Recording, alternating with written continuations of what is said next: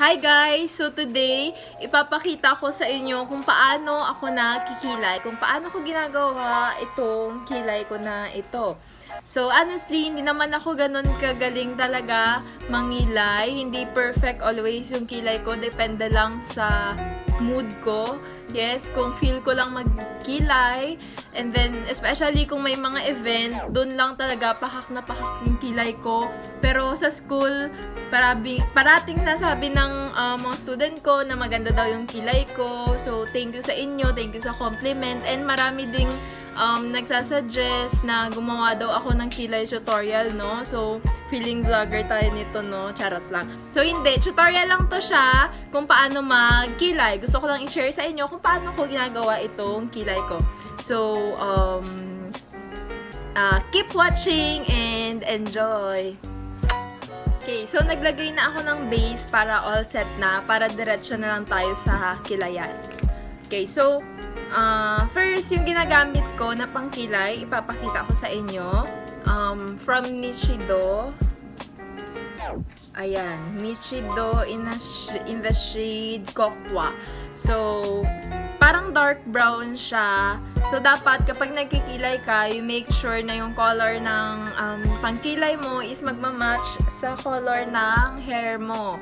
So, hindi pwede na black yung buhok mo and then yung kilay mo is parang nagre-red or nagba-brown. So, marami namang shades yung pangkilay. Pumili ka lang sa mga cosmetics store, just like Watson.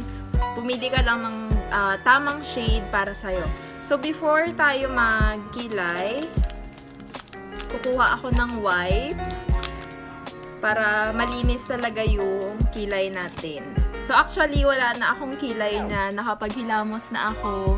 Pero, pupunasan lang natin siya ng wipes para malinis talaga siya.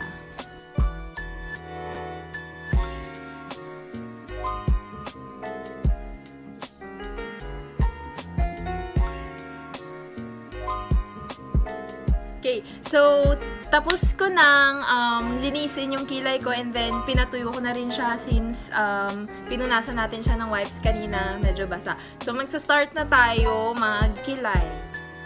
First step, i-shape mo yung kilay mo or i-drawing mo yung shape ng kilay mo na gusto mong ma-achieve. So mas better kung hindi siya masyadong makapal and hindi rin siya masyadong manipis.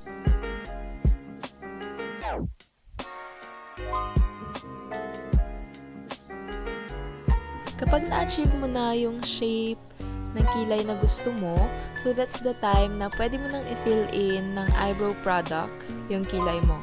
So make sure na magsa-start ka sa dulo ng kilay mo and then wag mong dodrawingan yung kilay mo malapit sa T-zone para hindi siya masyadong kumapal. Third step, brush your brows para kumalat yung eyebrow product. So dahan-dahan lang yung pag-brush para hindi siya masyadong makapal tingnan.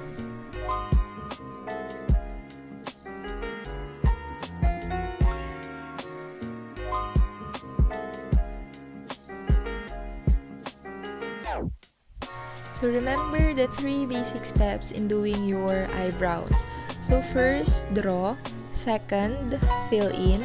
And then third, brush.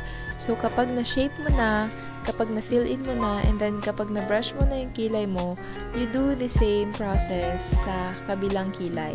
So dapat, pantay yung pagkakagawa mo ng kilay para mas magandang tingnan.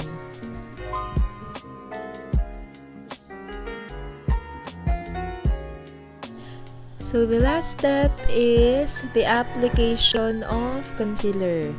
So, kapag tapos na lahat-lahat, pwede ka nang mag-apply ng concealer. Pero, yung pag-a-apply ng concealer, it's optional. So, depende po yan sa inyo. Kung gusto nyo maglagay or kung gusto nyo wala, pwede rin naman. Kasi, yung purpose ng concealer natin is para malinisan yung mga excess ng product kasi minsan 'di ba may mga lagpas and then para rin ma-define yung eyebrows para mas ma-emphasize yung shape ng kilay mo para mas magandang tingnan para mas pak na pak yung kilay mo.